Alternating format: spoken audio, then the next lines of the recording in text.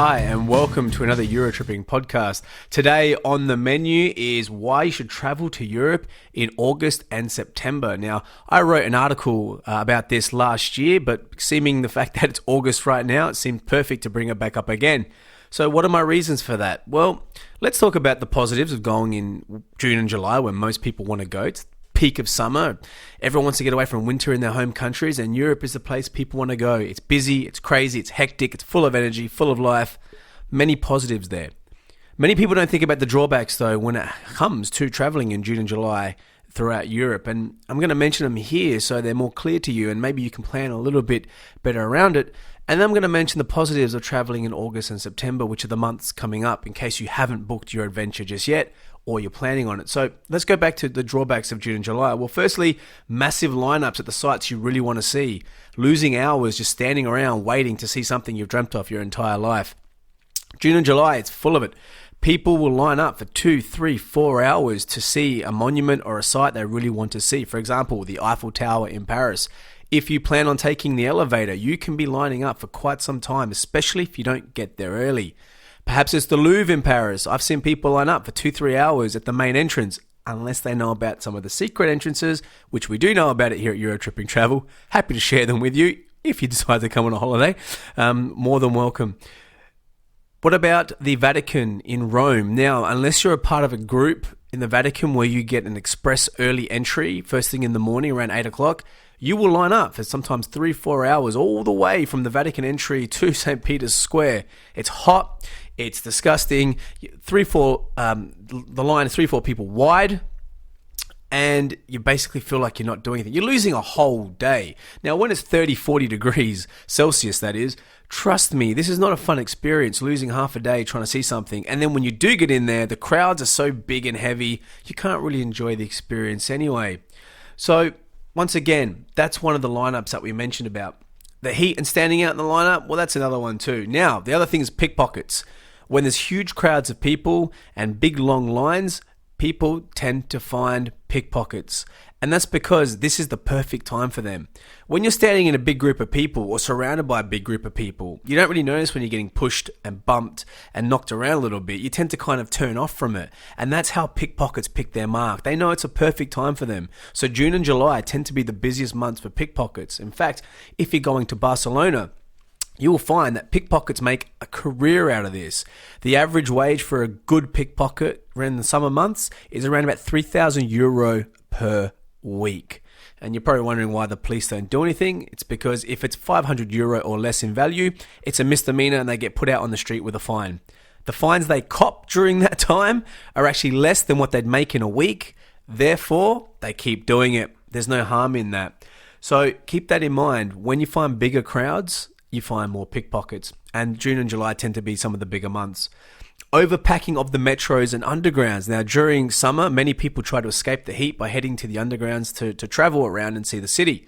But when they're absolutely packed with people, they tend to be even hotter than when you're up above ground. Also, being packed with people makes them perfect for pickpockets, and many tourists find themselves robbed on the undergrounds. So what do many people decide to do?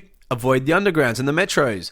How is it a problem? Well, have you ever tried walking Paris or walking Rome or walking Barcelona? It can take forever. It's exhausting, especially with the hot weather. You need to utilize the metro systems and the underground systems, but they can be quite unpleasant during the summer months, during June and July. So once again, another drawback.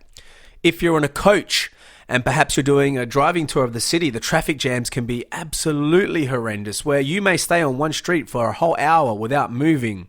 It's extremely frustrating, and because of the driving hours and the driving rules in Europe, it often means driving tours have to be cut short, meaning you get less of an experience than if you went later on in the year where some of the streets are emptier. Another drawback is the costs. Now, flights to and from Europe during summer, June and July in particular, are normally double what they are out of those periods. So there's one factor. The hotels are also more expensive in June and July. So leaving it a little bit later in the year can often be a massive benefit to your budget. And by making a benefit to your budget means you have more spending money when it comes to actual travel. So what about the months of June and July?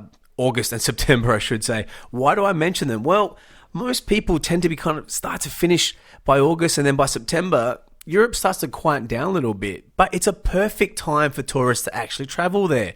One of the reasons is that many of the European countries have kind of like their national holidays during August. So you'll find countries, especially like Italy and Spain, people tend to disappear from the city centres to go on their own vacations.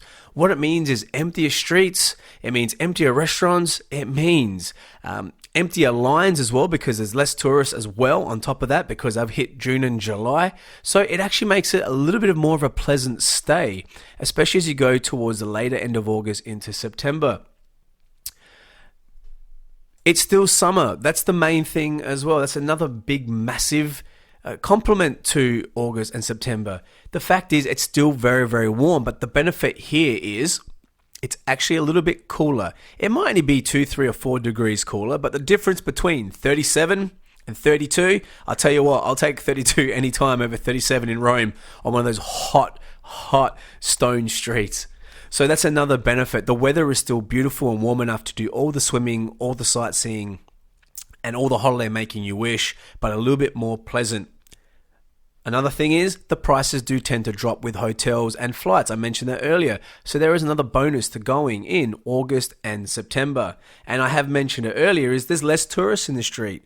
Because people have gone through June and July and they've done their little sprint for Europe, it tends to mean it's a little bit more enjoyable. There's more space, there's more free time at restaurants and cafes. So you can actually plan your holiday with a little bit more relaxation in mind, rather than trying to race from place to place beating the lineups. So there are some of the benefits for traveling in Europe in August and September. And August is upon us right now. We're almost midway through August, but September's still to come. So why not plan your holiday now? If you haven't booked, go ahead. Book with us if you want. But book, head over to Europe. You're not going to regret it. This is the best time to go, in my experience, being a European guide and seeing people make the mistakes of traveling at the wrong time or trying to be in with the crowd. So this is the time that I suggest, and we at Eurotripping suggest, to do it. So thank you very much for listening today. It was only a short little one for you. I hope you got a little bit out of it. We are going to add more podcasts as the year and the weeks go on. So once again, thank you very much for listening. We'll speak to you very shortly.